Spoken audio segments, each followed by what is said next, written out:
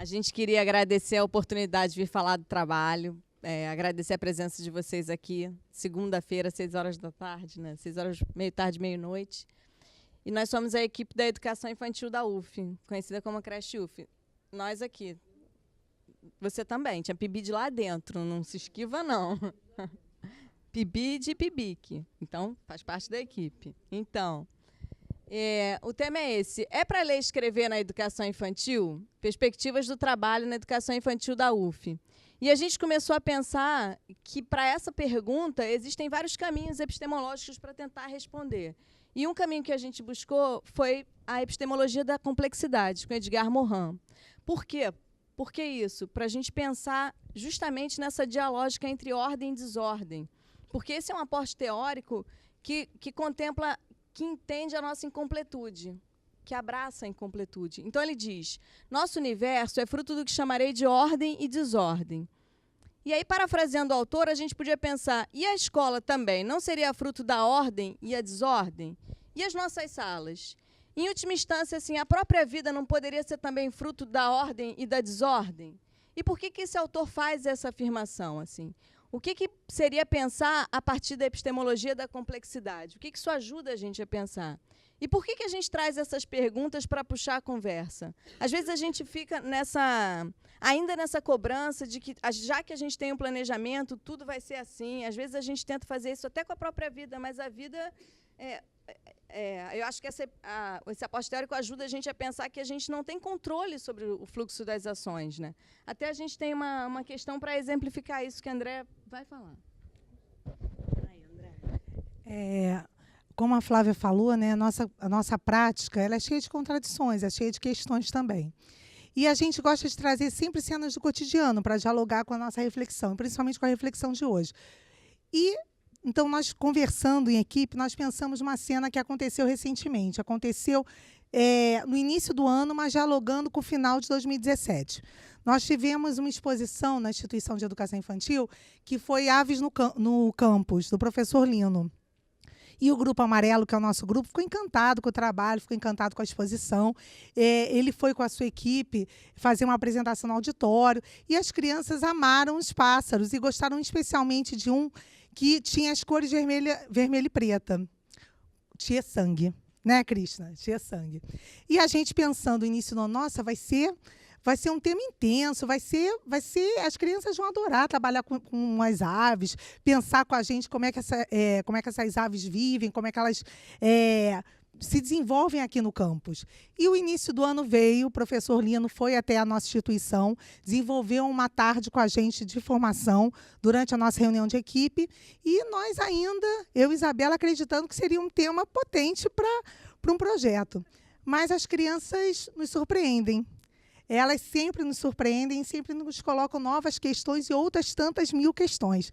E a Isabela, então, trazendo algumas músicas, né, que falavam sobre o mar, falavam sobre sereia, falavam sobre os tubarões, as crianças começaram a revelar uma intensa curiosidade sobre os animais do mar. E essa, então, é a proposta que nós estamos desenvolvendo durante esse percurso, né? Pensando sobre esses animais. Como é que as morsas comem, o que as morsas comem, quais as espécies de tubarão, quais são as especificidades das tartarugas também. E, a partir disso, novos desdobramentos a gente vem fazendo e está fazendo com elas. As crianças, elas nos propõem novas e constantes desordens nesse processo de educar e cuidar. Então, acho que é isso um pouco do que a gente pensa. Assim, é um espaço que se permite modificar propostas a partir do interesse das crianças e do fluxo do que vai acontecendo dentro da instituição. Mas isso é uma coisa para a gente pensar na vida, né? Porque às vezes a gente se prende a algumas coisas e algumas certezas e a gente não quer mudar, mas a vida faz com que as coisas mudem. A gente não tem esse controle, exatamente. Mas, e pensando isso em educação, a gente traz uma pergunta que é da Dora Schmidtman, que é: que tipos de certeza obstaculizam o diálogo e que tipos de certezas são imprescindíveis para a ação? Que tipo de interrogantes abrem as áreas flexivas das crenças à possibilidade de construção? Isso para a gente pensar assim, algumas certezas que a gente traz, por exemplo, sobre o processo de leitura escrita, sobre o processo de aquisição da leitura escrita, sobre a aprendizagem da leitura escrita, às vezes a gente traz algumas certezas que criam obstáculos para o diálogo com novas propostas, para o diálogo com outras perspectivas, para o diálogo com novas tendências. Mas algumas certezas, isso não quer dizer que a gente não tenha que trazer algumas certezas, a gente precisa ter certezas. Pensar dialógica entre certeza e incerteza não significa que nós não tenhamos as nossas certezas. Mas a gente precisa pensar assim, algumas certezas criam obstáculos, algumas certezas são imprescindíveis para a nossa ação. E que tipo de interrogante, que tipo de pergunta abre no nosso cérebro a área flexível para a gente pensar a construção, para a gente se pensar, para a gente poder estar aqui, que acho que essa é a proposta de hoje. Assim, a gente está tentando trazer perguntas e propostas e apresentar um trabalho que a gente faz na prática, que talvez tragam outras perspectivas para pensar a aprendizagem da leitura escrita na educação infantil. Então, assim, dizendo que as certezas são imprescindíveis para a ação, a gente traz as nossas certezas, porque na creche UF a gente também tem certezas na educação infantil, que são os princípios. Um dos princípios é entender a criança como sujeito histórico e de direitos. Outro é pensar a educação sob o binômio horizontalidade e coletividade. Eu acho que sobre isso, assim, a gente podia pensar a horizontalidade em relação aos saberes e aos fazeres na educação. E a coletividade, pensar em relação a um projeto que não pode ser individual. A construção de uma escola, de um espaço de educação, não pode ser um projeto individual, ele é um projeto coletivo. Por isso o investimento na formação, por isso a gente estuda, por isso a gente está aqui, todo mundo aqui, segunda-feira à noite, para a gente estar nesse espaço de formação no projeto coletivo. E a horizontalidade tem a ver o seguinte, todo mundo na escola, por isso que a gente se chama pelo nome lá na educação infantil. Todo mundo tem uma identidade, todo mundo tem um valor. Essa é a questão, não tem uma hierarquia de quem pode mais ou quem deve mais. A gente se trata, claro que tem uma hierarquia, mas a gente busca a horizontalidade das relações. Tanto isso nos fazeres quanto nos saberes. Então, assim, a leitura e a escrita, elas não valem mais, elas não se sobrepõem às brincadeiras ou às outras linguagens. A gente entende que todas as linguagens têm o seu espaço na educação infantil. Um respeito às diferenças individuais e uma perspectiva de inclusão. É isso mesmo, cada ser, cada indivíduo, a gente trabalha no coletivo, mas entendendo que as pessoas são diferentes, todas elas, e que precisam estar incluídas nas suas diferenças. Uma indissociabilidade entre educar e cuidar, e uma opção... Quer falar, André? Eu quero. Ela quer. Bom, eu acho que essa questão da indissociabilidade entre cuidar e educar dialoga de forma estreita com a questão da horizontalidade. A gente acredita que na educação infantil não há supremacia entre educar e cuidar. Quando a gente alimenta, quando as crianças se alimentam, a gente está cuidando e educando. Pensando na perspectiva do desperdício, pensando na perspectiva dos diferentes alimentos, do prato colorido. Isso é educar e é cuidar também. Quando a gente conta a história, a gente não está pensando somente na perspectiva da leitura, né, da leitura do texto, mas sim também no aconchego da alma, no aconchego do coração, no tempo que a criança tem para pensar sobre esse mundo, para pensar sobre essas tantas realidades que perpassam pelo nosso fazer, pela nossa vida. Então, educar e cuidar, ele tem estreita relação no nosso trabalho. Por isso que a gente cuida tanto também da ida ao banheiro, das atividades com linguagens, da limpeza do nariz. Todas essas perspectivas são perspectivas que dialogam, que integram educar e cuidar. Opções teóricas dialogando com os nossos princípios, e a gente coloca isso por entender uma coisa. Tem teoria embasando qualquer prática, toda e qualquer prática. A gente precisa entender as teorias e o aporte teórico assim, como uma questão de escolha. São escolhas que a gente faz a partir do que a gente acredita. A partir do que a gente acredita, a gente busca teoria. E aí, dito isso, voltamos à nossa pergunta. E aí, para pensar se é para ler e escrever na educação infantil, primeiro vamos pensar o que é ler e escrever na educação infantil. O que significa isso? O que é? É decodificar um código? É fazer tarefas didatizadas ou é buscar uma prática que seja significativa para as crianças? É treinamento da memória ou é exercício de reflexão?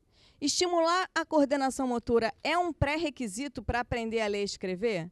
E dependendo das respostas que a gente tenha para essas perguntas, a gente vai montar dentro da nossa cabecinha assim, o que significa ler e escrever. É isso, a partir das respostas que a gente der, a gente vai criando o nosso embasamento teórico também. É isso que a gente precisa pensar. O que para a gente significa ler e escrever na educação infantil ou numa turma de alfabetização? De que se trata?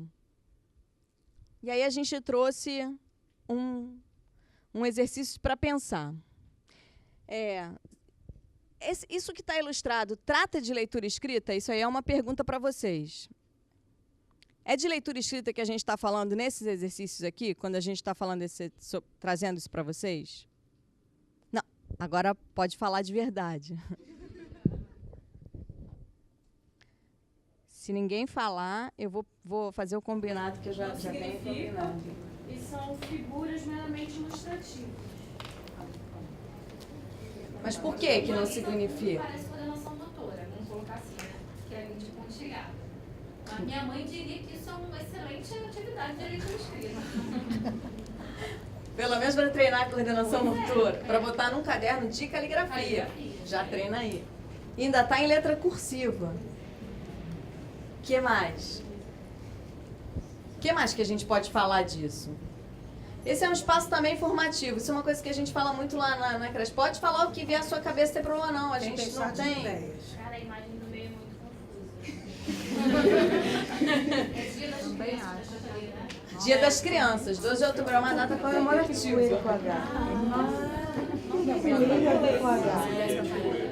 Ué, tem uma aí, o André tem uma aí. Não começa dessa letra. Exatamente. Não, mas é porque é bilíngue o negócio. É bilíngue. Show. Não, mas é macaco de... Não é macaco monk, é primata.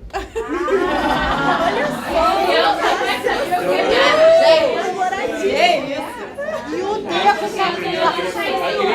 ô Marquinhos, explica aqui o Já vai aprender, tipo... Ela vai colorir, já vai saber inglês. Peraí, mas e o dedo, cavalo? É o dinossauro. É dinossauro. Que dinossauro? Dinossauro. Eu não acredito que E o palhaço no circo? tu tá um cavalo. Sim. Agora, o coelho pagar não tem explicação. É o quê? É inglês, cara. É inglês. Ah, é agora que eu Esse exercício é bilíngue, é top.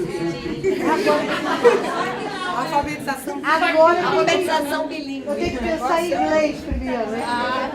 Essa vai estar bombando a alfabetização bilíngue. Tá bombando?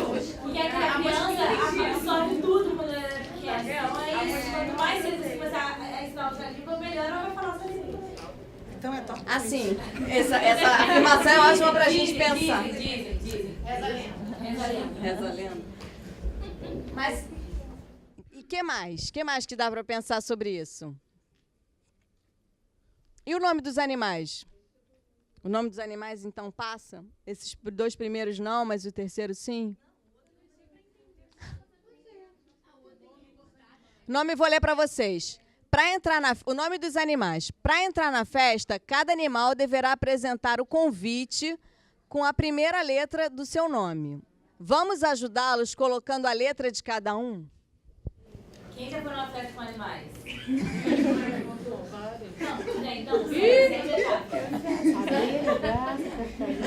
Vale, Tá. Tristes, denunciados. Muito. Porque assim, é isso, vamos ver a fantasia, bom, a fantasia é ótima, mas uma festa com animais e cada um tem que levar um convite com a sua letra, não? Não, e a gente precisa pensar assim, lá na escola, por exemplo, a gente tem um parque enorme, eles têm muito acesso à formiga. Eles veem formigas de todos os jeitos. E nenhuma formiga aparece rindo. Nenhuma. Assim. A gente vê coruja. A coruja não aparece rindo. Ela, inclusive, dá um pouquinho de medo. As crianças lá da escola viram já a coruja. Aqui no campus da UF tem coruja pra caramba. Então, assim, isso são coisas pra gente pensar, né? Também, ela não é. E essa representação de animal também, né? Tipo, pô, podia ser um leão, já viu um leão, cara? É irado. Né? Assim, Pois é, mas aí, como é para criança, como é para educação infantil, tem uma história de romantizar, né? Então vamos botar um leão rindo, uma coruja rindo, uma formiga rindo. Vamos chamar jabuti de tartaruga. É isso. Pois é. E o que mais? Então, vamos pensar. A gente acha que isso tem a ver com leitura escrita ou não tem a ver?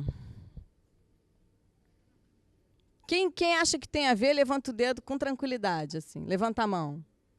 Quem acha que tem a ver, mas está com medo de levar pau? Ah, pronto.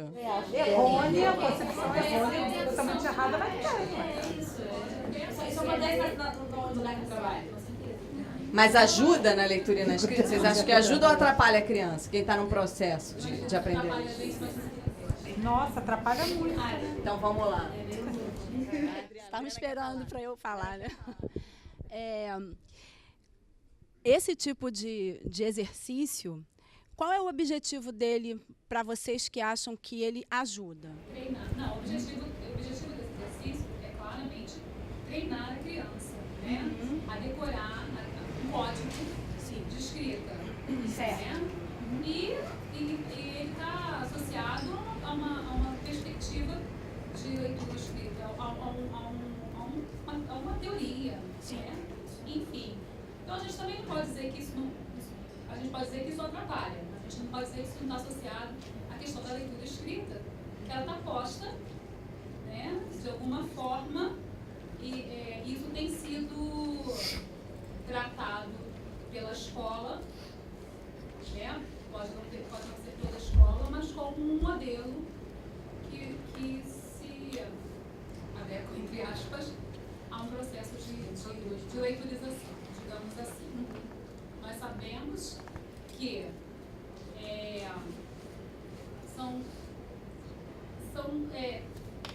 são elementos que talvez não contribuem tanto para uma aprendizagem significativa, de fato.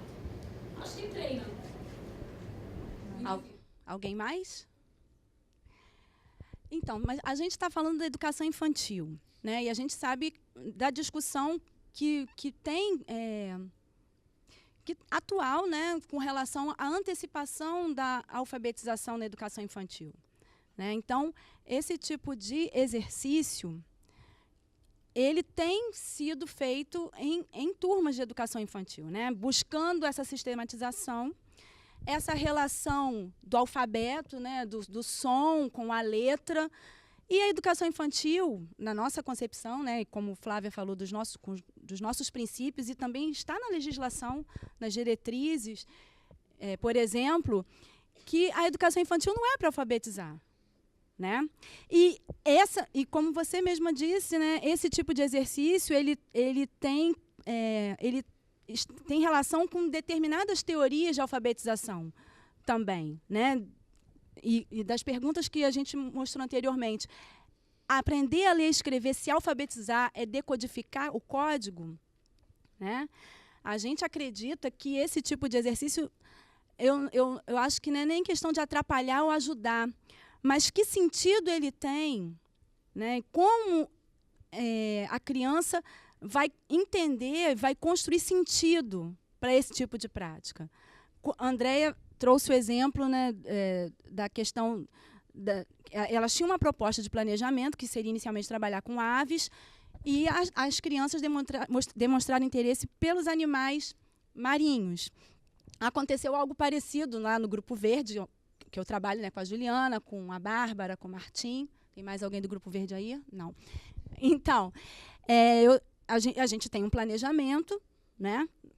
Todos nós temos um planejamento, nós vamos preparados pensando em determinadas propostas, e eu estava na roda de conversas com as crianças e também entra um bichinho, uma lagartinha, que eu achava que era uma lagartinha. E aí a proposta era, a turma estava muito agitada e a gente estava conversando sobre os combinados, porque estava muito confuso, ninguém se ouvia, e a lagartinha faz o favor de fazer mais tumulto na sala.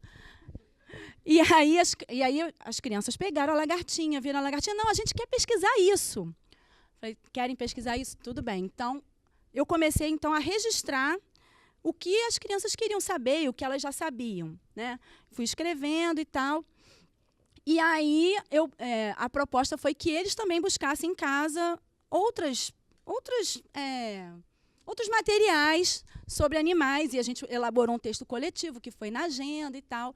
E aí eu também falei para eles, eu também fiz o dever de casa. Eu fui tentar descobrir que lagartinha era essa. E aí eu descobri, aí a gente faz aquele, né? Aquele suspense e tal. Eu descobri que o nome desse bichinho é piolho de cobra. Aí todo mundo riu, piolho de cobra e tal. E aí uma criança vira e fala, mas como é que a cobra se coça? Pois é. Então, sabe? E eles falaram coisas super interessantes no momento desse registro sobre tubarões, sobre leão, sobre os animais que tem na UF, que não é só coruja, não é só formiga. Tem mico, tem uma família de mico que passeia todo dia à tarde lá, e tem a fêmea com um filhotinho nas costas, que é muito lindo a gente ver. Tem vários pássaros. E vários insetos também, né? A gente já fez projeto de cigarra, a gente já fez projeto de quero-quero. E a leitura escrita, ela aparece nesses momentos? Aqui eu citei pelo menos umas 3 formas, né? A lista do que eles, né, dos conhecimentos, o bilhete, o texto coletivo, né, que foi um bilhete para casa, e o que eles trouxeram também de registro. Então, e aí foi você que falou, né, da criança absorve tudo. Né? Não, mas assim, pegando... Não. Pegando essa palavra absorve, mas não... Não, veja bem. Essa palavra absorve, eu fiz referência com a pesquisa que eu terminei há pouco tempo, né, no doutorado. Que a criança pequena, ela está no mundo com muitas referências. Né? E ela traz essas referências todas. Ela tem referência da família, ela tem referência da escola, ela tem referência da mídia. E essas referências aparecem o tempo inteiro. Então, o absorve nesse sentido, né, de tantas coisas acontecendo que a criança pequena está atenta. E aí a gente vai propor isso aqui, que reduz, que empobrece, ou a gente vai... Essa pergunta da criança, né, mas como a cobra se coça? Né? E o outrozinho lá, que é apaixonado por tubarão, mas o tubarão faz cocô? Sabe? E aí a gente vai oferecer esse tipo de atividade para trabalhar com leitura escrita na educação infantil ou na alfabetização, ou, né, nos primeiros anos do ensino fundamental. Então, eu acho que a gente precisa pensar sobre isso. Né? E aí, agora, na sequência, vem... Eu queria só dizer uma coisa, Adri. Eu acho que assim, a gente pensa, não vamos dizer que isso atrapalha, não é nem dizendo que atrapalha, mas eu acho que atrapalha. Eu acho que atrapalha porque ocupa um tempo que a criança está na escola, que ela podia estar refletindo sobre a vida, sobre o piolho de cobra, ao invés de estar cobrindo ponto de letra cursiva. E aí a gente diz que está fazendo isso para que ele tenha acesso a um conhecimento socialmente construído, mas isso não é um conhecimento socialmente construído. Isso é um conhecimento nosso, adultizado. A gente está, inclusive... Eu fico preocupado pelo seguinte, as crianças têm uma curiosidade que é inata. É dela, assim, elas vão perguntando sobre tudo. Você convive com criança pequena, às vezes é uma chateação ao longo do dia. Porque eu tenho um filho pequeno e ele pergunta, mãe, está chovendo? Aí a gente passou ali pela praia, ele falou, o mar transborda? Aí eu falei... Não sei, cara. Não sei sobre isso. Vão para casa rápido, porque eles estão pensando sobre essas coisas. A gente não tem noção disso. Assim, se está chovendo, vai transbordar, não vai transbordar? Então, assim, o que eu fico preocupada é que depois a gente vai crescendo dentro da escola e a gente vai perdendo essa curiosidade. Porque a gente vai aprendendo que existe um jeito certo de fazer. Aqui, quando a gente dá esse modelo desse desenho do elefante, a gente não só está dizendo... para ligar a letra, mas a gente está dizendo que existe um jeito, que é o jeito de desenhar na escola, que é um jeito aceito. Então, você não faz uma formiga preta rave, não, porque você deve estar com um problema psicológico em casa. A formiga tem que ser rosa, feliz, sorrindo, que aí significa que na tua casa está tudo bem, porque senão você está com problemas familiares, você deve estar apanhando. E são coisas assim que a gente cria para a gente. Por que a gente cria isso para a gente? Porque a gente tem crenças. Porque todo mundo que está aqui hoje passou pela educação infantil, passou pela escola e viveu uma escola num modelo que precisa ser repensado, num modelo autoritário, num modelo que não entende a criança como sujeito de direito, que se a criança não tem esse convívio social, que é isso, a gente na escola é que está formando. Como, por exemplo, a gente acha, de onde esse menino tirou isso? Tirou isso porque está do mundo. Eu tive um aluno uma vez que estava molhando uma meleca no bebedouro. E aí eu falei... mais nova, eu falei, aí é lugar de lavar a mão? Aí ele me olhou e falou, estou dando água para ela. E é isso. E eu falei assim, não, então aí é o lugar, porque é um bebedouro. Se tá dando água, tá tudo certo. Mas aí eu fiquei depois pensando, pô, da onde que ele aprendeu isso? Aprendeu do mundo, cara. Porque a gente, quando tá tirando fralda, diz, dá tchau pro seu cocô.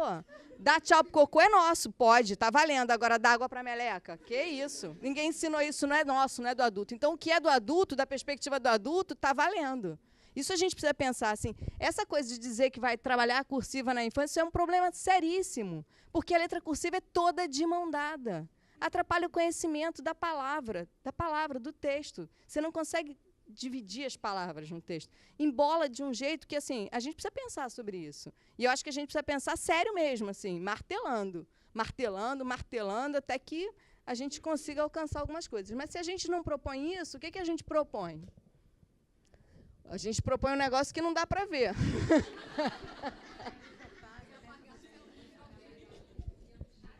É muito embolado que a gente propõe. Ninguém apaga uma luz. Que isso, André? André não ajuda, né, cara? Vou falar no microfone que tu não ajuda, cara. Filma aí que a Andréa Serpa não ajuda na apresentação. A Joana quer falar disso, né, Joana? Jesus. Apaga tudo. A Joana é professora do Grupo Vermelho lá da escola. Foi. Joana agora é coordenadora. Desse lado que é melhor. Boa noite, gente. É muito bom estar aqui com vocês de novo. Não tem nem muito tempo, né, que a gente esteve aqui. A gente já está ficando acostumado a estar aqui, já está muito bom essa conversa. E, assim, como já foi falado aqui essa noite, né, um pouquinho do que a gente acredita enquanto educação, trabalhar com crianças pequenas. Essa dali não dá para ver, mas foi uma experiência que aconteceu no Grupo Vermelho, o grupo que eu acompanhei durante 2 anos. Não tem problema, não. Não dá para ver, mas depois vocês vão entender. Mas essa está mais escura, acho que outras dá para ver. As outras dá para ver. Assim, eu fiquei aqui ouvindo um pouco das colegas falar e vim pensando também sobre isso. E eu lembro, né, de Vygotsky, quando ele fala que nós só nos formamos nós mesmos na relação com o outro.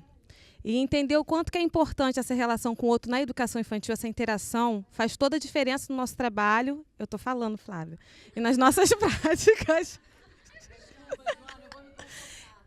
Essa experiência surgiu assim, de um momento como esse, assim, sabe?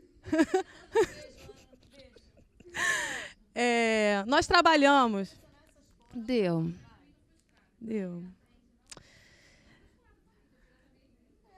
Gente. Depois vocês vão ver. Nós trabalhamos com multidade na educação infantil da UF.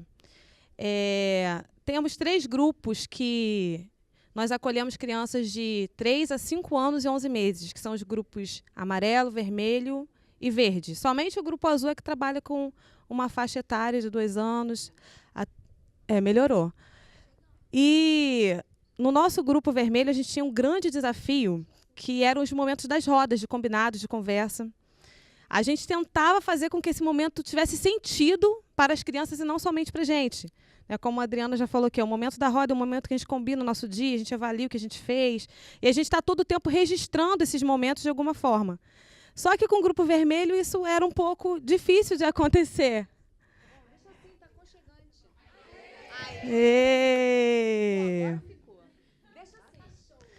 E nós estávamos buscando caminhos e diferentes caminhos para poder fazer com que tivesse sentido aquele momento, não só para a gente, mas para as nossas crianças também.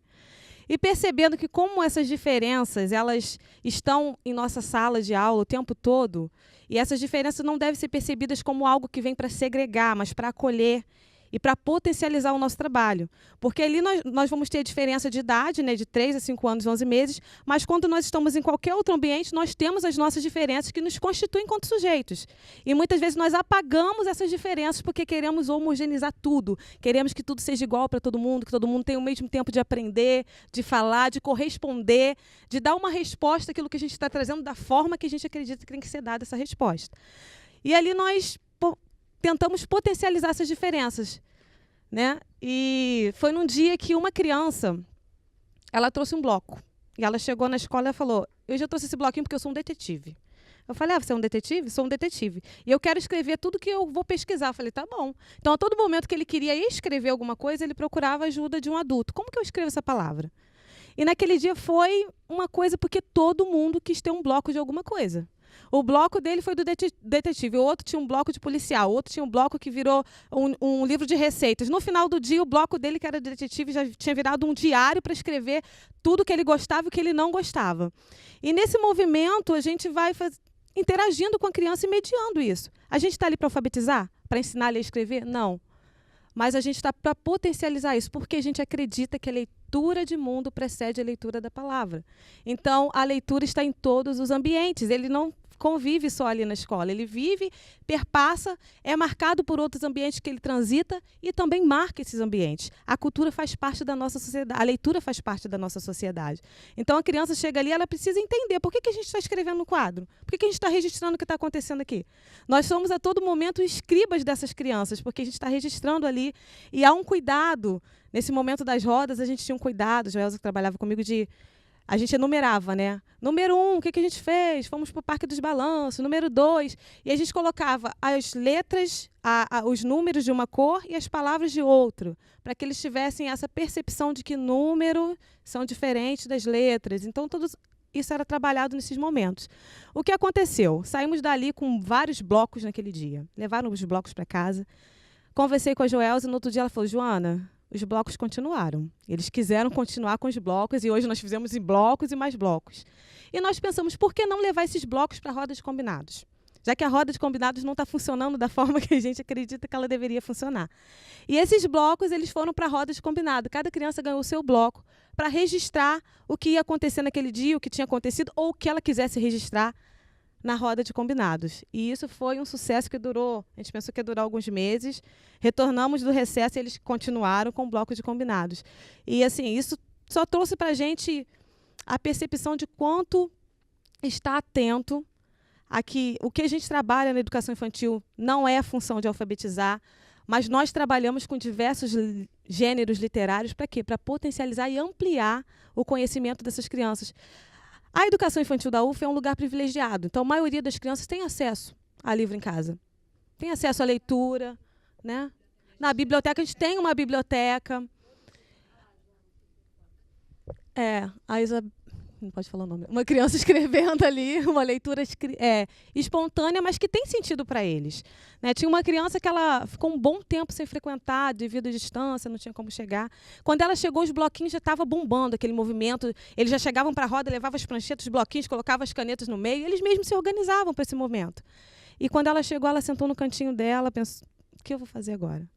E aí nós explicamos, quem pode explicar para ela por que esse bloquinho está aqui, o que a gente está fazendo com ele. E quando as crianças explicaram, ela falou, tá bom, eu vou escrever do meu jeito então. Nós falamos, escreve do seu jeito. Porque a gente tem uma lógica assim, muito marcante de potencializar o erro como algo ruim. E o erro ele faz parte de todo o processo de aprendizagem. Essa criança mesmo que trouxe essa perspectiva do bloquinho, quando ele chegou na educação infantil, ele veio de uma outra instituição. E a mãe falou, olha, ele já escreve o nome dele, ele está escrevendo o nome dele. E como nós temos a prática de todo trabalho que a criança faz, ela registra o seu nome, teve um dia que ele fez um desenho, eu falei, registra o seu nome aqui. E ele escreveu várias letras soltas, assim, isoladas. Eu falei, o que ele escreveu aqui? Aí eu falei, então, o que está escrito aqui? É o meu nome. Aí eu falei, o seu nome? Mas o que está escrito aqui? Que eu queria entender se realmente ele falou assim, esse daqui é o meu nome de escola. Ele criou uma estratégia para que eu não dissesse que o nome dele estava escrito de uma forma errada.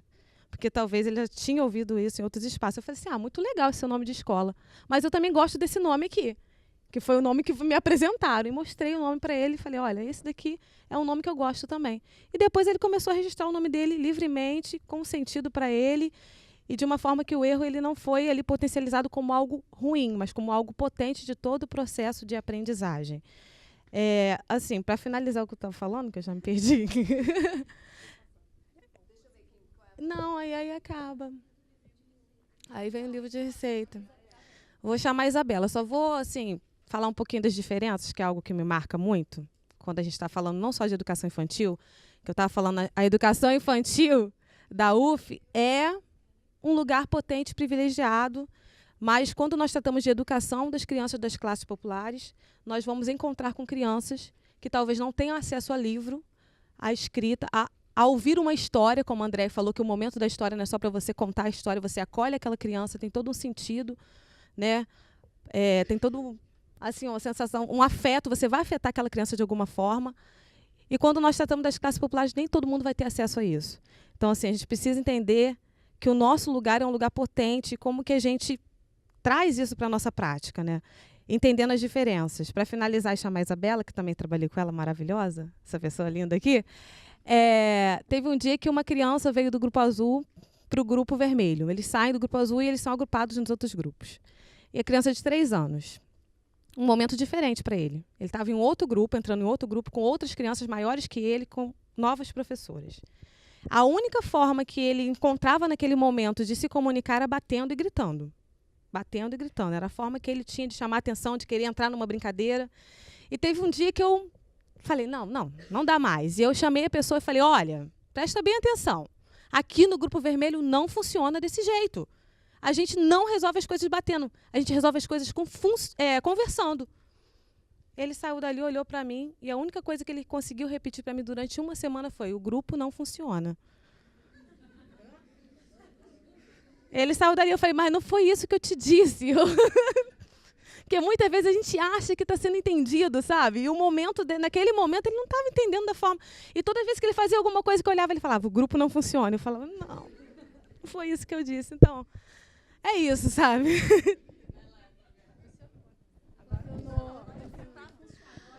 Boa noite, meu nome é Isabela.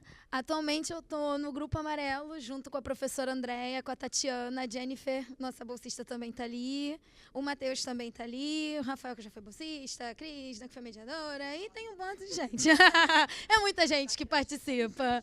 Peraí, é muita gente. Bom, a começar, a intenção não era criar um livro de receitas, mas isso aconteceu. Nós tivemos, nem um livro de receitas, mas o dia de culinária, na verdade. 2 famílias se propuseram a fazer um dia de culinária com o Grupo Amarelo. E chegaram lá super empolgadas, com avental, com touquinha, e vamos nos mobilizar, e vamos para a cozinha, e prepara, e pega ingrediente, e vê quanto que precisa. Mas antes disso tudo, sentamos numa roda, conversamos, fizemos junto com as mães, o que as crianças iriam utilizar naquele dia de ingrediente. Vamos fazer aqui uma lista, com o que nós vamos fazer, como vamos fazer, o modo de fazer, o passo a passo. E assim, nos encaminhamos para a cozinha. E lá, nem todos participaram, acho que isso é válido destacar, porque ninguém obriga ninguém a nada. Quis participar, participou, se envolveu, colocou lá. Quanto que eu preciso colocar aqui? Qual ingrediente é agora? Peraí, vamos lembrar. E assim, nesse meio tempo, enquanto nós estávamos ali, vimos que, peraí, tem que levar não sei o que para fazer no liquidificador. Calma, espera um pouquinho. Vamos sentar aqui então para ver um livro de receitas. E, na verdade, não eu tinha levado 3 livros de receitas para que eles observassem. Mais um gênero textual, como a Joana apontou, porque ao longo do tempo nós vamos mostrar para eles diversos gêneros textuais. E nesse dia, em específico, a receita, que a gente já tinha elaborado na sala de aula junto com as mães e junto com eles também. E depois nós vimos num livro mesmo, com imagens e tudo mais. E assim, voltamos para a sala e eu pensei assim, como a gente vai fazer o registro dessa receita? Fiz com eles, fui perguntando, mas quais ingredientes nós usamos? E a quantidade? E eles foram falando, e como a gente já tem falado, nós funcionamos muito como escriba, nós funcionamos muito assim, fui listando com eles. E coloquei numa folha ofício simples lá na frente, não com a intenção que ninguém copiasse, porque não era essa a intenção. Mas 2 crianças, eu falei assim, vamos desenhar, como foi nosso dia, com essas visitas, com essa experiência. De repente, como a gente falou também da questão da multidade, nós temos, ano passado, nós tínhamos 6 alunos, na verdade, mais velhos, até 5 anos e 11 meses, eu falei assim, não, peraí, acho que as crianças mais velhas vão querer escrever. Eu ali, cheia de animação, acho que eles vão querer escrever, mesmo que eu não peça. Mas não, só uma das crianças, assim, se empolgou realmente para escrever. E disse assim, não, eu quero escrever também. Peraí que eu sou autor disso aqui também. E ele foi lá, sentou para escrever, e eu falei assim, ele vai copiar. Não, ele não começou a copiar o que eu havia escrito. Ele começou a falar, não, peraí, que letra é essa? Eu conheço essa letra do nome de tal amigo, essa letra do nome de tal amigo, essa letra... E ele foi lembrando, mas essa letra aqui tá certa? Não me conta o que é. E esse número aqui significa o quê? Durante todo o percurso dele de escrita, ele foi se questionando e me questionando, e eu achando ali, sabe, com toda a minha prática de adulta, meu Deus, ele vai copiar. E não, em nenhum momento ele ficou com a intenção de copiar. Aqui, por exemplo, foi uma criança de 3 anos, na verdade, 3 anos e alguns meses, né, para completar 4, que escreveu. Se vocês observarem, ela escreveu a palavra ovos várias vezes, porque na nossa receita tinham 3 ovos, então ela achou que eram muitos, não poderia escrever uma vez só. O leite, lá em cima, vocês podem ver que está riscado, porque um amigo viu, olha, tá errado. Esse amigo que eu comentei com vocês anteriormente, viu que estava errado, foi lá e riscou. Ele foi lá e riscou. Não, tá errado isso aqui. Peraí que eu vou riscar. Você pode passar, por favor, Mônica? Aqui é o nosso amigo que escreveu. E ele ficou assim, desse jeitinho, deitado, escrevendo e perguntando durante todo o tempo, encantado com todo o processo de escrita. E assim, o que mais me marcou de toda essa experiência foi que no final do dia, com a chegada da mãe dele, eu não tinha entendido ainda, mas ele ficou assim pra mim o tempo inteiro. Eu posso levar pra casa? Eu posso levar pra casa? E eu...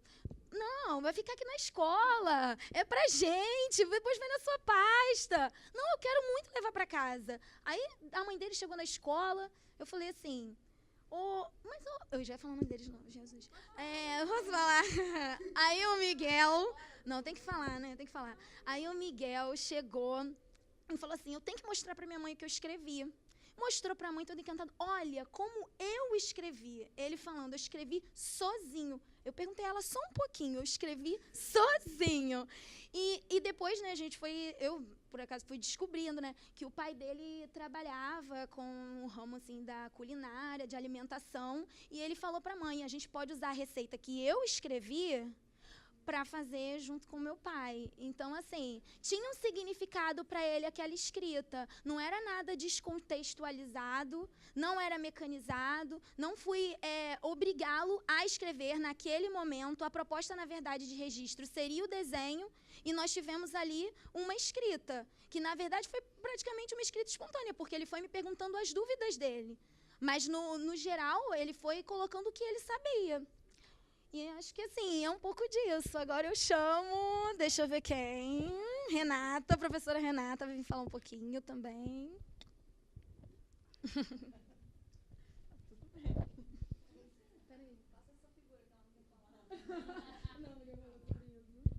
Boa noite, eu sou a Renata, eu sou professora do Grupo Azul, de 2 aninhos, e sou professora do Grupo Vermelho, também de multi-idade. Nesse dia... Eu só vou ler a frase ali que é linda. Entender a criança como sujeito de direito significa pensar que o acesso à leitura e à escrita fazem parte do direito da criança a todo um aparato simbólico de cultura. Um dos princípios que norteiam a nossa prática na educação infantil da UF é o direito. A criança ela tem o direito de ser o protagonista das suas vivências. E nesse dia, as nossas crianças, nós também temos os nossos princípios de coletividade, com as professoras também. Nós nos unimos e nós temos um projeto Entre Salas, que funciona às sextas-feiras. E nós nos reunimos para fazer um picolé com frutas e água de coco. E aí, as crianças aqui nesse momento, eles estavam fazendo esse picolé, essa culinária. Eles estavam tendo acesso ao texto coletivo, ao gênero literário, a receita, né? Ali eles estavam tendo acesso aos outros grupos, né, a associação com as outras crianças e a troca de experiências também e materiais. E aí nós listamos a receita, colocamos tudo que iríamos utilizar, os tipos de frutas que eles conheciam, frutos que eles desconheciam, e ali tem até um aluno, ele medindo, vendo as cores, comparando a linguagem, não só a linguagem matemática também, né? Ele está ali naquela imagem. Eu acho que a gente, para esse evento, carregou a mão na tinta da leitura e da escrita porque é o tema, mas eu acho que a gente precisa pensar que todo conhecimento empodera a criança, gera autonomia, né? Assim, lá na escola eles se servem. E depois que eles começam a se servir, você não consegue mais dar comida para a criança. Ela não faz mais isso. Ela só faz com ajuda até que ele consiga fazer sozinho. Então, assim, isso em relação a tudo, ele vai se empoderando. Essa coisa de poder conhecer, de poder fazer seu próprio picolé, de poder escrever, de ter uma leitura como a do Miguel, que empodera, que leva para casa, que mostra para a mãe, que eu fiz do meu jeito. Eu acho que isso tem que ser um objetivo na educação, assim, ampliar repertório, da autonomia. E isso foi um projeto nosso, porque a gente tem alguns encontros com as famílias. A gente não trabalha Dia das Mães, Dia dos Pais, nenhuma data comemorativa, mas a gente tem inserção de famílias na escola por outros lugares, por outros meios, né? Esse é um evento da família e a gente convidou a Orquestra da Grota para tocar no Solar do Jambeiro. É um luxo só. A Orquestra da Grota foi de graça tocar no Solar do Jambeiro, que é um espaço cultural para a educação infantil da UF. Foi bem interessante, ampliando o repertório das crianças. Porque a gente quer dizer o seguinte, assim, pode deixar aí, que a gente trabalha com muitas linguagens. A leitura e a escrita, ela é mais uma linguagem, assim, a oralidade. Fala da oralidade. Quer falar, Adriana? A Adriana quer falar da oralidade. A gente tem um combinado. Lembra do nosso combinado? Não, eu lembro o combinado, mas ela também não vou interromper, né? A leitura e a escrita é o tema, né, desse encontro, mas na educação infantil, no nosso combinado, né? Pode. Se a gente for eleger uma linguagem que seja assim dominante, né, a principal, é a linguagem oral, é a oralidade, é a conversa, né, é o diálogo. Então a oralidade, ela perpassa tudo, né, tudo que a gente contou aqui, compartilhou com vocês até agora, tem a conversa como conduzindo a atividade, né? Norteando o trabalho o tempo inteiro. E as outras linguagens vão junto, né? Na verdade, está tudo junto no trabalho. Ora aparece a linguagem escrita, ora aparece a matemática, mas não é hora, é junto. É tudo junto. É complexo, é isso aí. E assim, a gente tem a felicidade de estar nesse campus aqui, Graguatá, porque a nossa escola é o campus todo. A gente corre aqui, a gente leva as crianças até para ver o mar e volta com eles. E assim, porque a gente ficou preocupado, assim, é preciso mostrar que a leitura e a escrita elas têm um lugar na escola, mas o movimento tem, a arte tem. Pode passando, Mônica. E essa é para a gente pensar na ordem e na desordem, assim, essa figura. Isso é uma roda. Seria uma roda de combinados, uma roda de conversa. A princípio, se a gente olha, parece que é uma desordem. Mas no momento que a gente tira a foto, nenhuma criança olha para a máquina, que é uma raridade. Sempre alguém dá uma olhadinha assim para quem está tirando a foto. E eles não estão olhando porque, se a gente prestar atenção, eles estão muito concentrados no que eles estão fazendo. Isso é uma coisa para a gente pensar. Assim, às vezes a gente tem a percepção adulta de que a ordem está ao nosso controle. Então está funcionando, a gente está no controle, a gente está na ordem. Mas isso não precisa significar desordem. Isso também é um tipo de ordem. Eles estão trabalhando. Não precisa estar na roda convencional. Essa é uma roda de trabalho. Às vezes, quando a gente está estudando em casa, a gente espalha alguns livros. É o nosso modo de fazer também. A gente tem maneiras diferentes. Isso a André quer falar. Disso aí eu não sei o que é, não. Bom, essa é uma cena do cotidiano desse ano, né, de 2018. Foi início do ano, período de inserção das crianças. Essa é uma criança, como alguma das colegas já falou, nossos grupos são multidades. Nós trabalhamos com crianças de 3 a 5 anos no mesmo grupo. E essa criança foi sorteada nesse ano, uma das mais novas do grupo. E ela vem ampliando seu processo de linguagem oral. E, nesse momento, um dos primeiros dias do nosso ano, ela brincando no nosso canto, na nossa sala, né? Nós temos muitos espaços, muitos ambientes voltados para a brincadeira, para o faz de conta. Ela acessou, então, Bob Esponja. E ela, então, foi lá fora comparar se aquele Bob Esponja era igual ao Bob Esponja que ela vinha trazendo na mochila. E ela comparou. E, assim, por que essa foto gritou para a gente? Porque ela revela, ela é reveladora. Ela traz a questão do nosso... Gritou?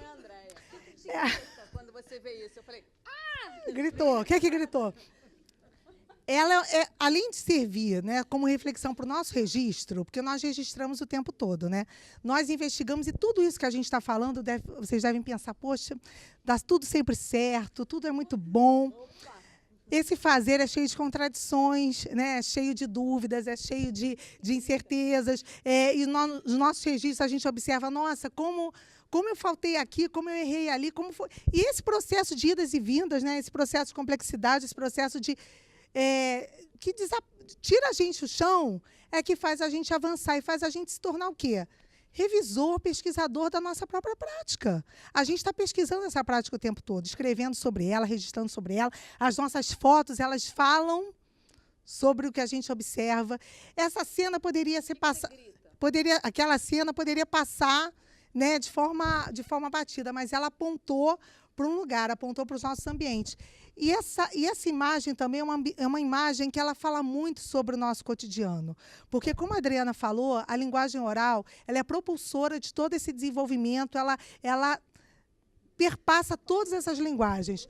Mas a gente não pode deixar de falar do faz de conta, da brincadeira como linguagem fundante e fundamental da criança. É através do faz de conta, através da brincadeira, que a criança vai compreender esse mundo, vai entender esse mundo, vai revisar esse mundo, vai se colocar nesse mundo. Então, por isso que o faz de conta ele é tão caro para a nossa prática, e a gente promove o nosso tempo, o nosso ambiente, pensando em situações onde a criança pode brincar, onde as crianças elas perpassam essa sala através das diferentes brincadeiras, através das diferentes linguagens. E aí a gente trouxe uma foto também que vai falar o quê? Vai falar do nosso corpo, né? Da cultura corporal. O que o nosso povo conta, o que o nosso povo canta, de que o nosso povo brinca. A gente não pode abrir mão dessas linguagens que, como a gente trouxe, a leitura escrita, ela é o tema, mas ela não é a única no nosso planejamento. A criança ela é feita, ela vive essas múltiplas linguagens. Não, pode ir. Está indo bem. Não. Propulsora, como a Adriana disse. Essa é uma cena, né, emblemática da nossa instituição, a Festa Junina. Né, a festa junina que vem falar o quê? Vem falar das nossas raízes, do povo brasileiro, porque a gente trabalha, a gente traz a cultura como centralidade desse processo educativo. As culturas, né? A gente traz a questão das linguagens da dança, da música, das artes plásticas, e aqui a gente tem... Então, vai lá. Mentira, era pegadinha. Volta. Não, fala aqui da questão do protagonismo. Do protagonismo das crianças. Das crianças. Então, aqui... Não, é isso. As crianças estão aí cantando, dançando, e esse é um lugar que elas ocupam normalmente, com tranquilidade. Pode passar. Isso é da nossa festa junina, de uma parceria com as famílias. A festa junina já começou lá na escola, assim, porque a gente vai chamando as famílias para uma primeira reunião, para pensar como é que a gente vai fazer, se vai ter banda, se não vai ter banda, se a gente vai arcar com a banda, como é que... O que a gente precisa de ajuda, e as famílias vão todas as sextas-feiras agora, até o dia 9 de junho, lá na escola, ajudar a gente a fazer prenda, a montar bandeirinha, a fazer tudo isso. E só acontece porque tem a parceria, senão a gente sozinho não dava conta. Isso é essa nossa... A Adriana quer falar. Não, eu quero falar sério. Não, acho que isso tudo que a gente trouxe para compartilhar, né, e até pensando no que Joana falou das escolas, da questão da educação infantil da UF ser um privilégio, mas eu acho que muitas coisas que a gente trouxe para compartilhar aqui são possíveis de fazer em outros espaços, né? Antes de trabalhar na educação infantil da UF, eu trabalhei numa escola da Rede Municipal de Niterói, trabalhei por 19 anos na rede, e nessa escola a prática de na educação infantil, na UMEI Rosalina, era muito parecida com o que a gente faz aqui.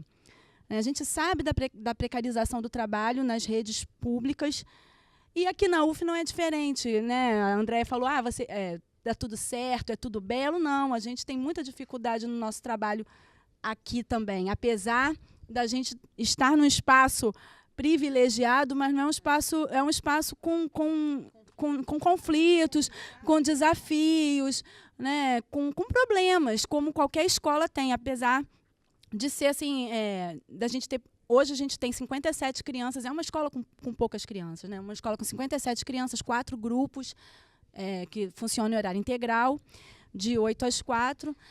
E tem isso. E eu acho que a gente também tem que parar para pensar, eu acho que essa conversa, né, faz a gente parar para pensar também na função social da escola. Isso tudo é para a gente pensar no nosso lugar de educador, na nossa intencionalidade, né, no nosso papel, porque a criança é protagonista, a criança está no centro, mas o adulto, né, o adulto responsável pela criança, o professor, os mediadores, os estudantes em formação que trabalham com a gente, né, como nossos bolsistas, os estagiários que a gente recebe, né, de vários cursos da UF e de outras instituições que vão lá visitar também. Então, a gente tem um compromisso social, e a função social com a formação também, a função social da escola, né? E aí, a leitura e a escrita, para mim, é muito importante, porque eu estudei isso, né? Eu venho estudando isso com a Cecília Goulart, aqui na UF, no grupo de pesquisa dela, e eu trouxe, assim, só para terminar... Hã? Claro! Gente, eu tenho que fazer. Vocês devem conhecer a Cecília Goulart, né? Ela agora está de licença, professora de alfabetização aqui, enfim. Mas. A Carmen também, mas eu. A Carmen também é de alfabetização. Não, mas na época. Então tá, na graduação eu fiz a disciplina com a Carmen, não fiz com a Cecília, fiz com a Carmen. Mas, assim, algumas situações da leitura e da escrita da criança, nesse movimento da criança com relação à leitura e escrita. Então, todos nós, né, fazemos relatório das crianças, né, 2 vezes ao ano, relatório das crianças para as famílias, né, do trabalho. E aí, em 2016, eu e a Ana Cristina, que está de licença agora, a gente combinou de fazer em forma de carta para as crianças. Então, o relatório foi uma carta para as crianças. E aí a gente chamou, né, a gente ia chamando as crianças para ler para elas, porque a gente está falando delas, então a gente queria conversar com as crianças sobre o que a gente escreveu, para elas falarem também o que elas achavam. E aí uma criança, depois que a gente leu, né, a gente dividiu, né, porque a gente não ficava lá juntas, nós não ficamos juntas, são 2 professoras por grupo, mas as professoras não atuam juntas.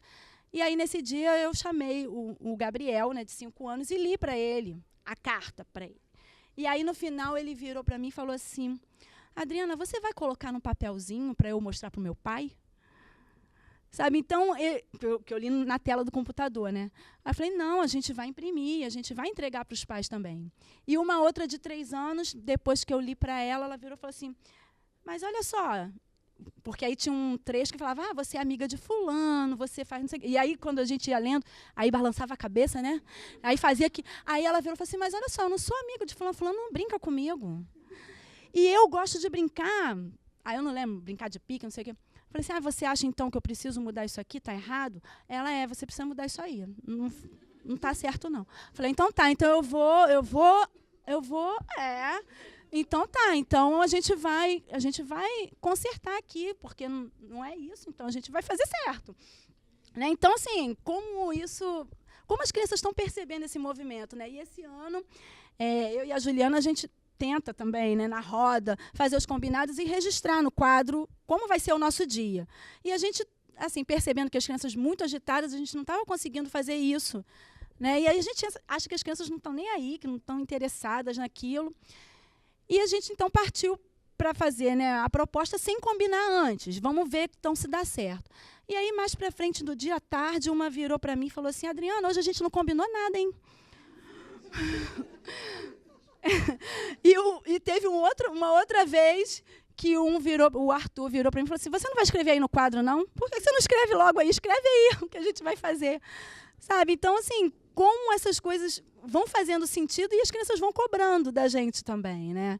Então, eu acho que precisava ficar isso marcado, então, como a nossa função, né? A função social, a nossa intencionalidade e o nosso papel nesse lugar na educação infantil, que não é ensinar a ler e escrever sistematizando, decodificando, mas a leitura escrita, ela está presente no mundo, e a escola não pode ignorar isso, mas trazer de uma forma que faça sentido, que ajude a ampliar, né?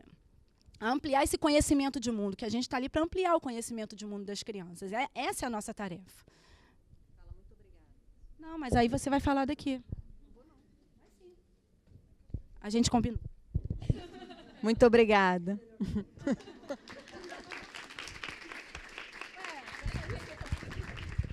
Você não quis agradecer, cara. Mas achei que você... Pronto, está aberto para as perguntas. O que era combinado? Nem me lembro. Deixa eu ver se alguém pergunta sobre a formação. Krishna, aproveita e puxa essa pergunta que eu falo. Quem quer perguntar? Suelen, quer perguntar? Suelen não vale, mãe de aluna, pode perguntar. Espera aí que eu tenho que ir aí. Agora que eu lembrei. Não, você que tem que vir aqui para filmar. Pô, vai aparecer na filmagem. Não divulga.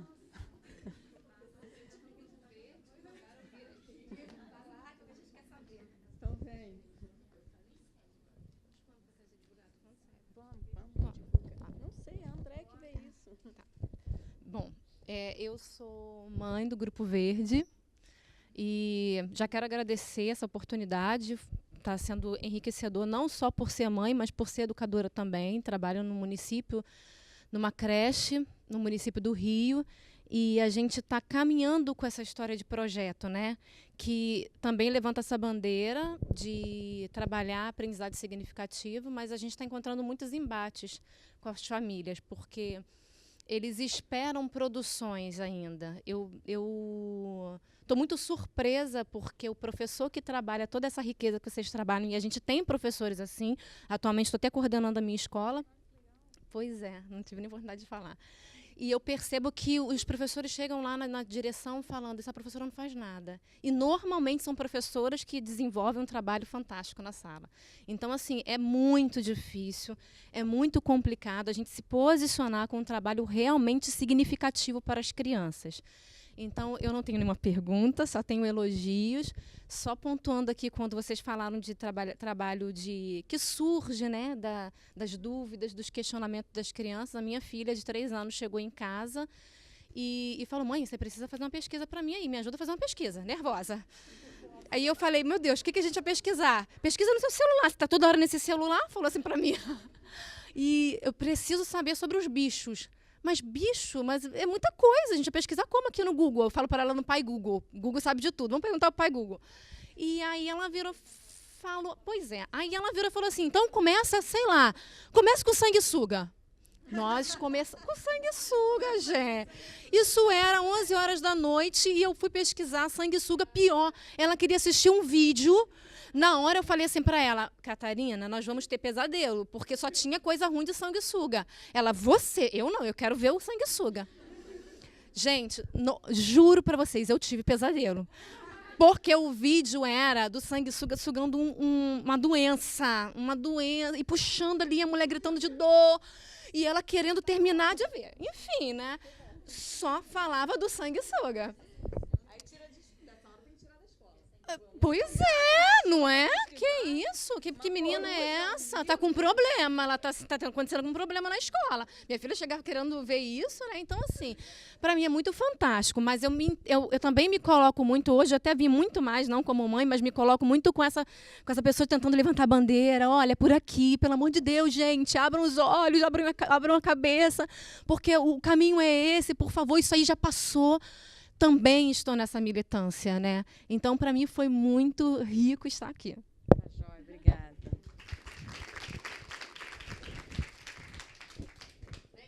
Não, você que vem para aparecer no filme.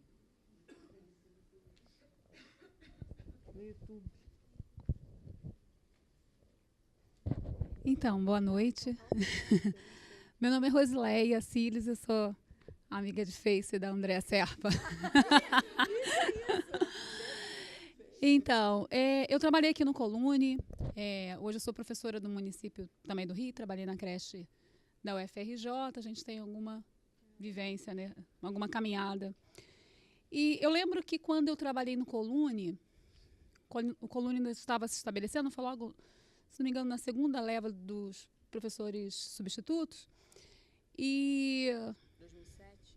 2008. Isso, por aí. E aí nós tivemos alunos, né, da creche UF inseridos na escola, e a equipe teve uma certa dificuldade, posto assim, né, porque porque a criança ela vem com toda essa vivência, com todo esse modo de trabalhar, né, instituído na educação infantil, sobretudo da creche UF, que a gente que estudou aqui, que pesquisou, enfim, que já conhece, sabe bem do que se trata, mas a gente percebeu uma grande dificuldade dessa criança nesse processo de transição para o ensino fundamental. Então, como é que a creche UF tem tratado essa questão? Eu não sei se eu consigo elaborar bem essa pergunta, mas, assim, a educação infantil, a gente não está muito preocupado. Eu, particularmente, assumo essa postura.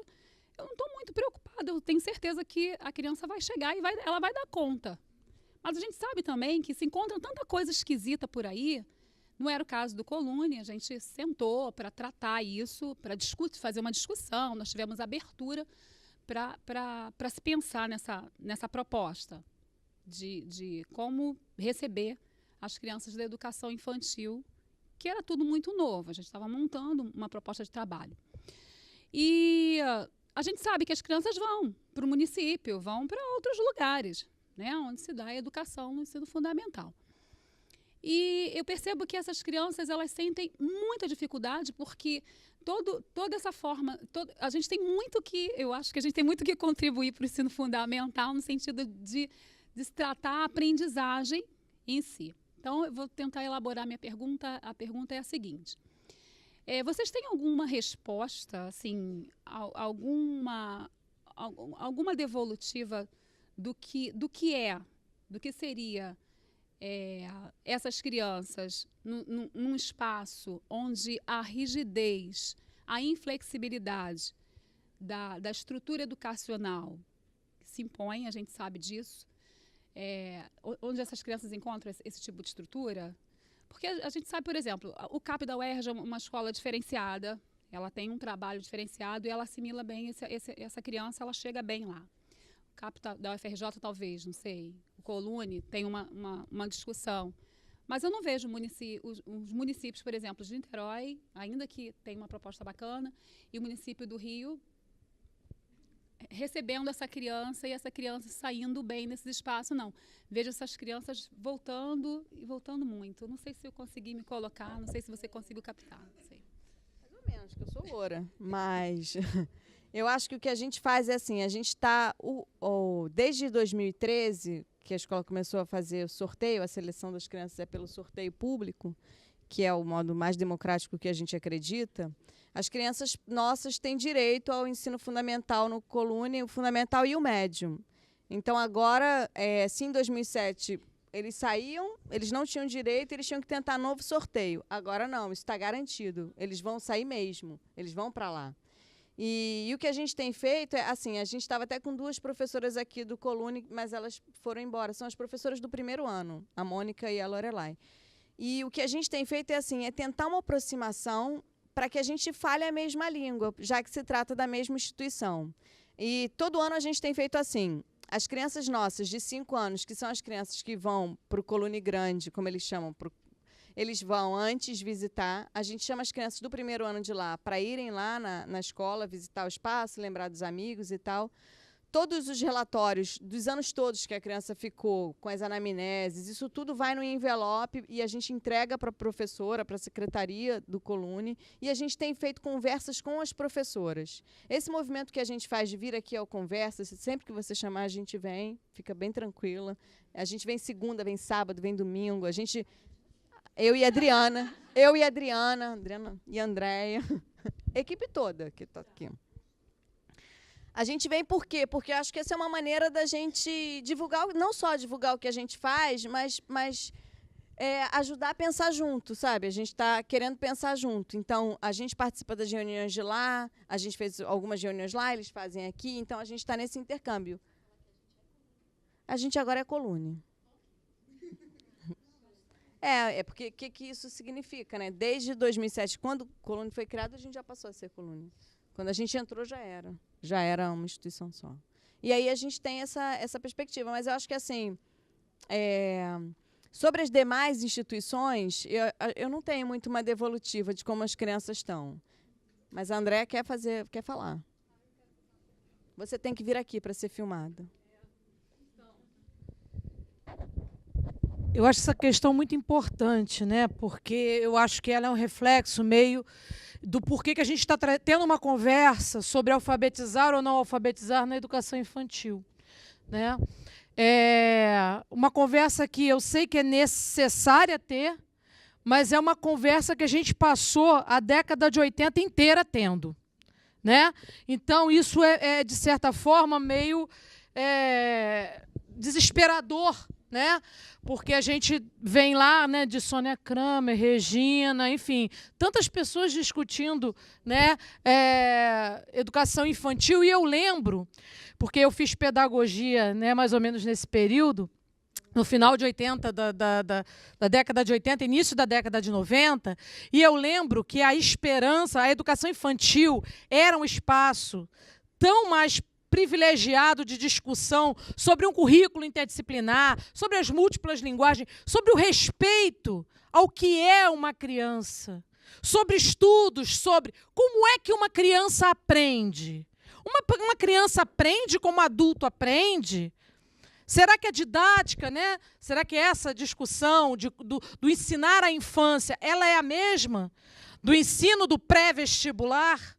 E aí a gente chega, né, no século XXI, que a gente deveria supostamente, né, ter caminhado, avançado, e o ensino fundamental ter acompanhado essa discussão da educação infantil, ter um currículo mais integral, ter uma educação mais Os PCNs propuseram isso em 1996. 96, gente. A gente falava de transdisciplinaridade. E aí, hoje, a gente está preocupado se a educação infantil... Não estou falando... né, estou trazendo essa discussão mesmo, né? Quer dizer, a mãe, o pai, né, e muitas professoras do ano 1, do ano 2, do ano 3, estão preocupados se essa criança... 2 anos, livrinho de matemática. 2 anos, tem editoras. E a gente sabe que tem todo um mercado aí, que o dono da editora é o dono da rede de escola, e que está dominando, e que aí vai criando um pensamento hegemônico de que educação, para ser de qualidade, tem que ser essa educação, que é amarrar esse corpo da criança, que é botar a criança sentada copiando A, I, O, U. Porque aí você cria realmente uma mentalidade hegemônica, que isso que é educação de qualidade. E a gente fica falando, fica brigando, como a colega falou, né, a gente vira militante de uma causa.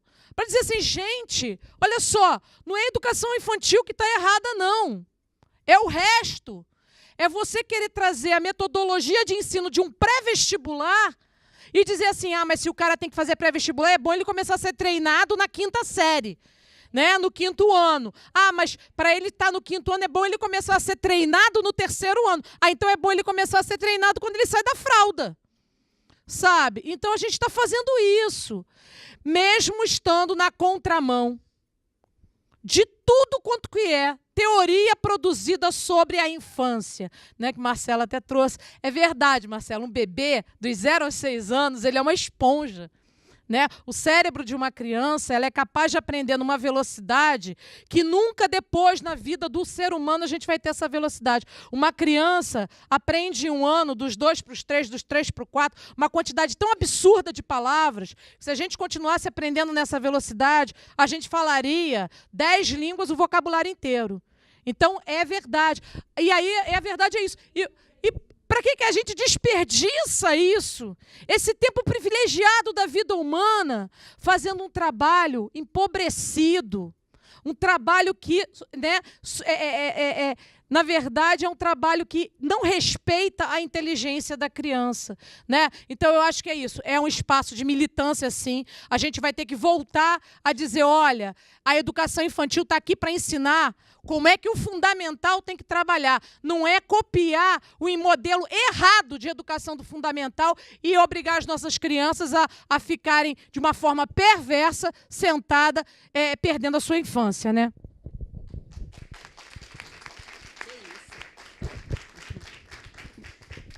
Mais perguntas?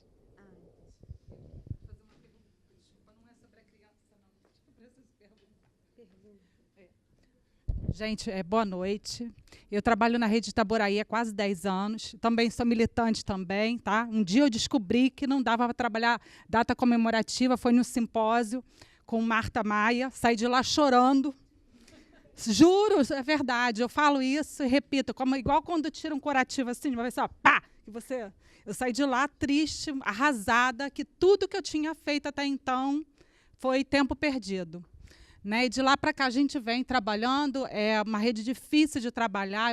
Atualmente eu estou na direção de uma escola com 45 alunos, uma escola do campo, né? E a gente vem na militância ali do projeto, mas é muito difícil ainda porque antigamente eu estava no meu mundo da minha sala de aula, então eu tinha todo esse documento que eu botava debaixo do braço, e quando a diretora falava alguma coisa, alguém vinha se meter, eu mostrava, esfregava na cara e fazia o que eu tinha que fazer. Só que agora eu estou do outro lado. E eu queria saber da creche UF, por que eu estou fazendo essa pergunta?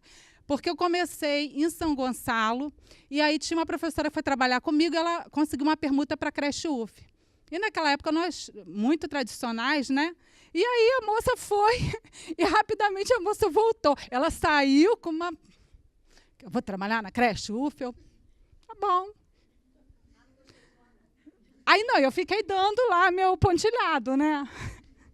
As minhas crianças saíam todas, assim, dos 15 que eu tinha, assim, umas 10 saíam lendo, eu me achava maravilhosa, empoderada, Pois é. Não, pois é. Aí a criatura voltou muito, muito rápido. Aí eu falei assim, mas o que eu ouvi? Ah, ela é muito diferente, muito diferente. Eu não consegui entender o que era tão de diferente, porque eu só conhecia aquilo. Hoje eu consigo entender. Né? Mas eu queria saber, a minha pergunta é a seguinte, como é que vocês fazem? Porque a gente sabe, né, que a gente tem o documento, né, a gente está no caminho certo, mas e aí chega um professor, que às vezes ainda é amarrado ainda. E ele tem autonomia em sala de aula, né? Por mais que você fale, que você converse, que você dê formação, ele tem autonomia. Né? E como é que vocês fazem com esse professor? Quando ele chega lá e você, por mais que você dê formação e você mostra como é o trabalho, a pessoa ainda...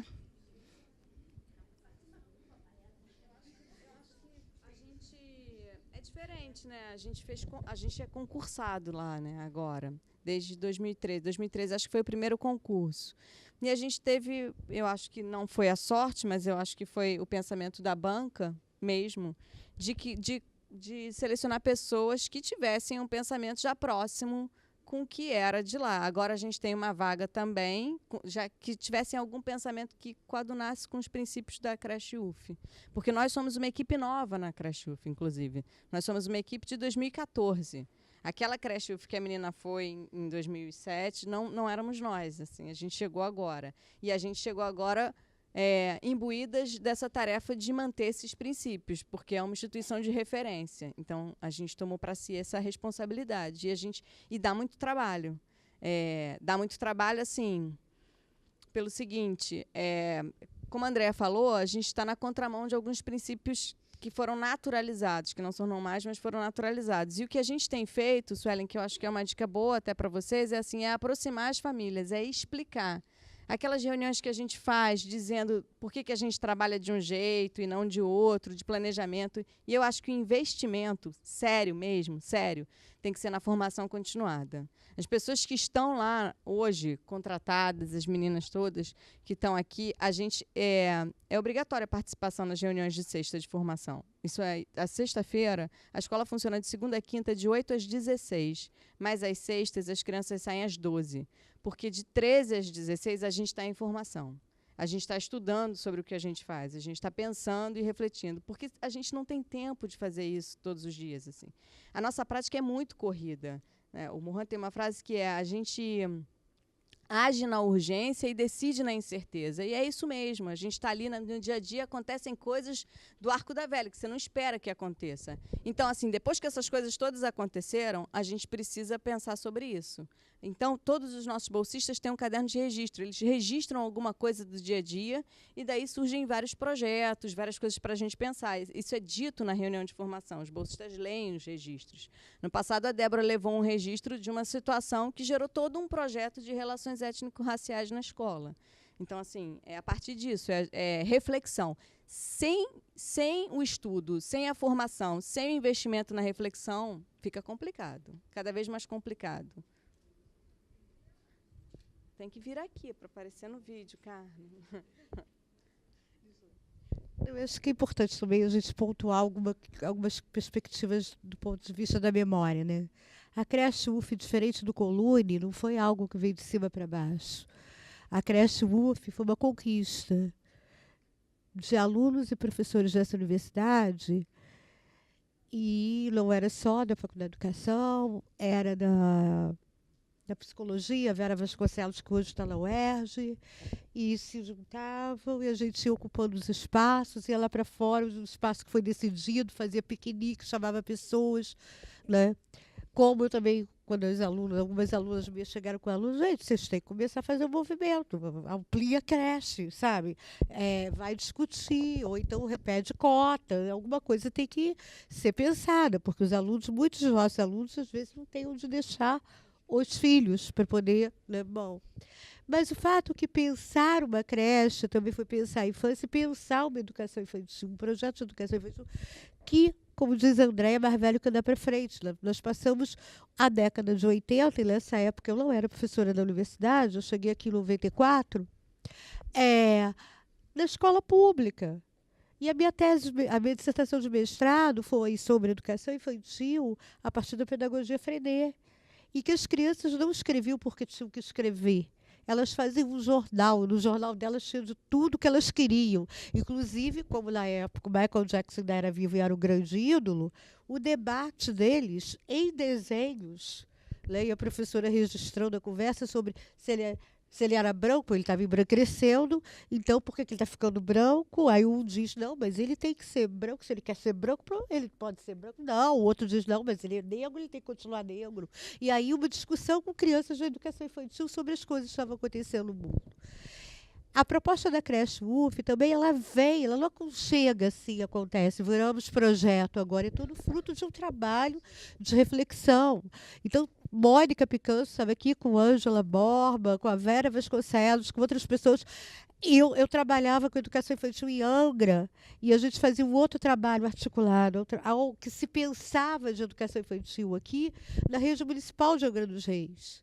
E que tinha um trabalho de formação continuada com os professores, que a gente conseguiu, inclusive, interferir numa política pública. Que os professores, porque não havia concurso para a educação infantil, era para o ensino fundamental, que os professores fizessem concurso e ficassem pelo menos 2 anos de educação infantil, porque tinha um rodízio. Né? Então, porque eles primeiros ficassem pelo menos 2 anos de educação infantil, ampliando, numa perspectiva de ampliação dessa educação infantil. Então, esse projeto, essas questões, elas não são como eu vou dizer assim, elas foram conquistas, se chegou a isso, se pensar ao projeto que hoje é o modelo. É o modelo, é a perspectiva adotada, mas que amanhã pode ser uma outra coisa. Eu, por exemplo, quando eu trabalhava com o grupo do PIBID, eu comecei com o trabalho por projetos, mas hoje eu digo que a gente trabalha muito mais na perspectiva da aula como acontecimento. E a aula como acontecimento é isso aí, acontece. E a aula acontece a partir dos interesses das crianças. E se a aula acontece a partir dos interesses das crianças, o professor tem que saber.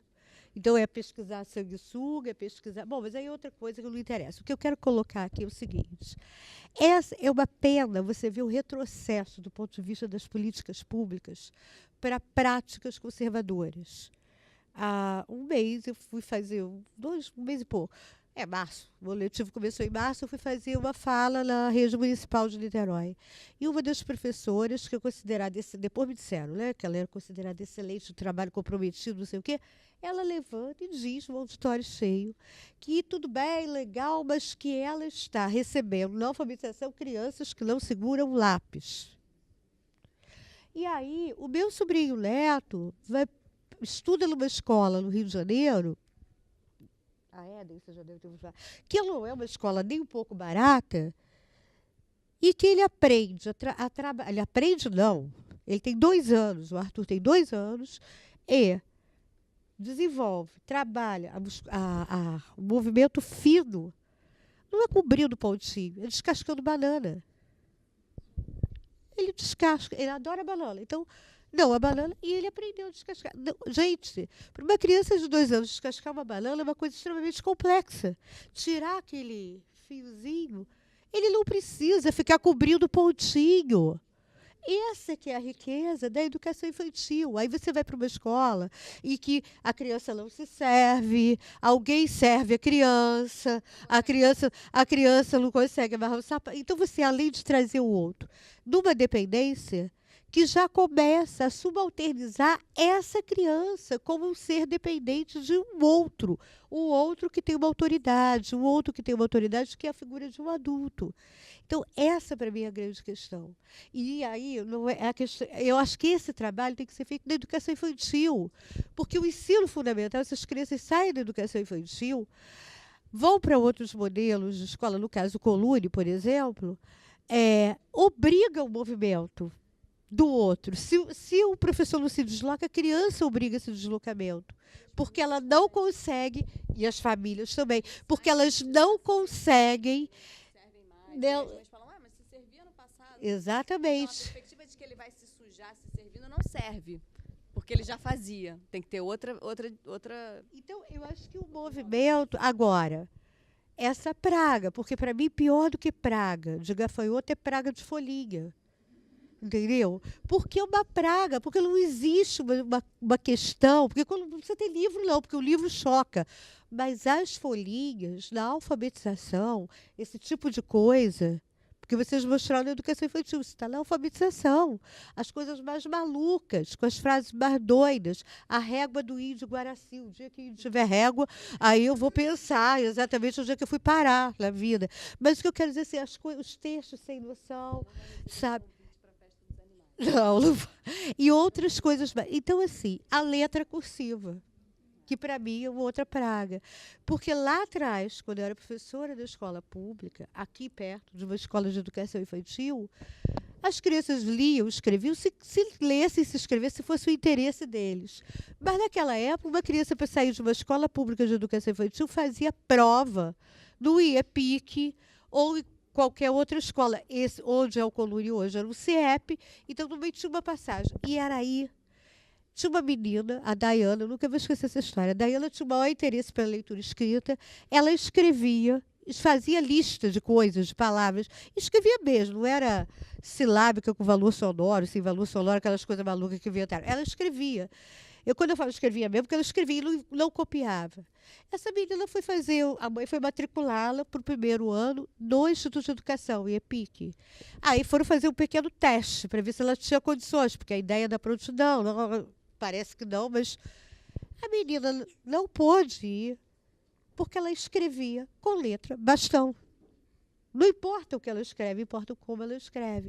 Então, isso que vocês mostraram aqui é uma discussão que a gente tem que insistir. E eu lamento, porque a gente tem tanta coisa mais interessante para discutir em alfabetização, mas temos que voltar lá atrás para discutir o uso da letra manuscrita nos processos de alfabetização no ensino fundamental e no ensino da educação infantil, no ensino da criança pequena. Porque quando uma mãe compra um livro de plástico para o bebê, para ele brincar na hora do banho, ela não está querendo que ele faça nada, não. Ela está alfabetizando essa criança, se o Vygotsky está certo, a partir do uso do instrumento. Então, se você dá um livro que a criança não precisa ler, mas a criança manusear um livro é diferente de manusear um bonequinho que você aperta e faz barulho. Mesmo que o seu livro de pano ou de plástico, você aperte e sai o som. Mas ali é um processo de leitura. Pode não ter palavra nenhuma, só desenhos. E a mãe faz isso. A mãe faz isso e não tem aí nenhuma sistematização. E aí você vê que as mães têm uma prática, a escola tem outra, e isso não é dialogado, esse processo não entra em diálogo. Mas essa mesma mãe que faz isso com o seu filho bebê, muitas vezes vai pedir na educação infantil uma folhinha, ou vai pedir um exercício mais sistematizado, porque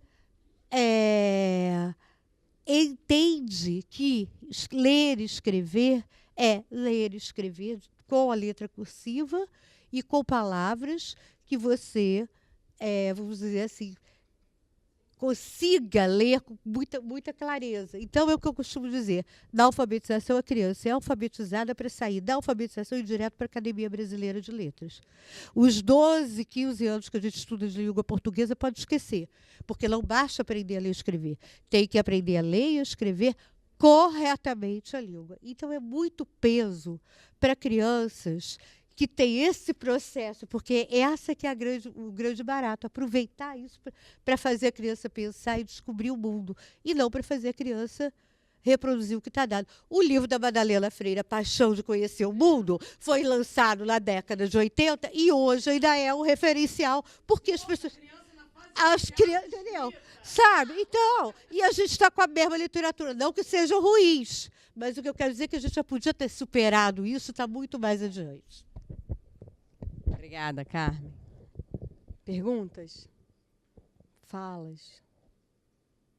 Vou agradecer de novo, hein? Eu tenho uma, não sei se você vai gostar. Mais alguém? Flávia, vocês falaram que não trabalham com datas comemorativas. Por que a festa junina? Festa junina. Isso é uma boa pergunta. Eu vou repassar para os bolsistas, eles sabem responder. André está perguntando por que a gente trabalha a festa junina. Quem quer responder? Vem aqui para você responder a ela. Acho que aí fica, né? É. Vocês frisaram, a gente não trabalha com a festa. Não trabalha com datas comemorativas. Então, por que de repente, né? Exatamente. A gente tem outras coisas. A gente não se chama de tia. Isso qualquer estudante que está com a gente sabe responder também. Ai, André. Pode falar, Cris. Fique à vontade.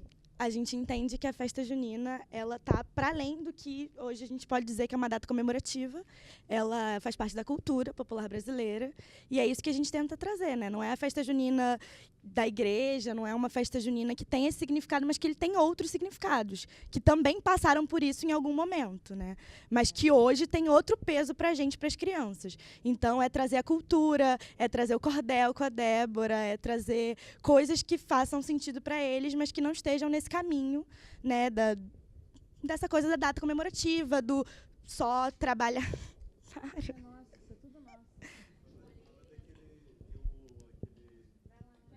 Vem, Martim. Não, vem. Tem a ver com a natureza, com o solstício de verão, com a relação da natureza. E como é que a igreja se apropria disso e vira uma festa católica, mas que na verdade não é anterior a isso. É uma festa da colheita, mas você sabia a resposta e fez a pergunta. Eu estou estranhando isso. 9 de junho, sábado. Na verdade, não está convidado. Os pais proibiram. Os pais disseram só os responsáveis. 2, sem avó. Pode, inclusive, mas você pode ir. Não, eu só fiz a pergunta para vocês me convidarem. Não, a gente convida. Eu saí lá do CIEP, pô, tinha festa junina bacana. Não. O que mais? É. Não, e a gente não pode dar essas confianças, porque as famílias foram lá e eu falei, vamos fazer cachorro-quente. Eu falei, cachorro-quente a nutrição vai implicar por conta da salsicha. Não tem problema não, a gente faz cachorro-quente de carne moída. E aí a gente está conseguindo pão, carne moída. Aí teve um pai que falou, mas vai ter carne moída no pão para criança? Faz uma polenta aí para os adultos. E aí vai ter uma polenta. A gente está com todos os pedidos lá. Mas é bacana, é interessante. A gente tem umas famílias muito parceiras. E assim, isso faz a diferença.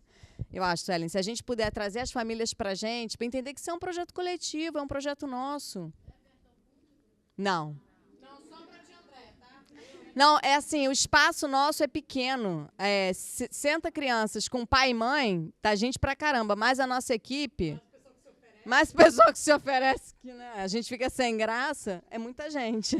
Então não é aberto. E assim, a gente não cobra nada. Então a gente leva as nossas comidas, a gente come, a gente bebe, e aí a gente precisa ter um controle para não faltar, não sobrar e não faltar. Então, mas no próximo a gente convida. Não, Renata, pelo amor. Quem mais? Andréa, outra pergunta polêmica? Tá com o teu saquinho das perguntas polêmicas aí? Então, muito obrigada. Mas abre aí, gente. Mais alguém? Mais alguma questão? Mais ninguém? Ninguém, André. Se só lembrar da pergunta quando estiver no ônibus voltando para casa... Anota, porque mês que vem tem novamente, tá bom?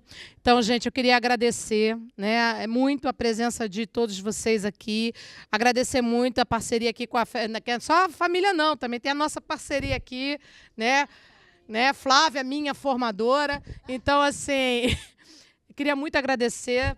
Obrigada, André, obrigada, Adriana, obrigada toda a moçada da Creche UF pela participação, por compartilhar essas experiências, que eu acho que é muito importante também para quem está estudando e não tem ainda a oportunidade de ver como é que acontece na prática, que é possível, né, que são possíveis outras práticas, né, a gente não precisa porque tem um discurso hegemônico, porque todo mundo gosta, né, essa hegemonia das folhinhas, né, eu também costumo dizer que a gente vive uma educação em que as pessoas saem com mais, carrega mais conhecimento na mochila, nas costas do que dentro da cabeça, né, fica mais papel, a gente coleciona papel e pouco conhecimento. Né? Mas a gente precisa fazer um movimento contra isso. E eu acho que a educação infantil ela é um espaço potente para isso. Né? Então, eu queria muito agradecer a presença de vocês. E mês que vem, fiquem atentos em todos os faces, em todos os Facebooks, né? Em todos os Facebooks de todos os coletivos de professores do Rio de Janeiro, vai aparecer um cartazinho lá, conversa com professoras aqui na UF, tá? É sempre segunda-feira, é uma vez por mês, segunda-feira, sempre nesse horário, tá? De 6. Quem se inscreveu, né? Mas eu acho que eu até trouxe certificado a mais, então quem quiser pegar o certificado aqui comigo, eu trouxe os certificados para distribuir para vocês, tá bom? Muito obrigada e boa noite.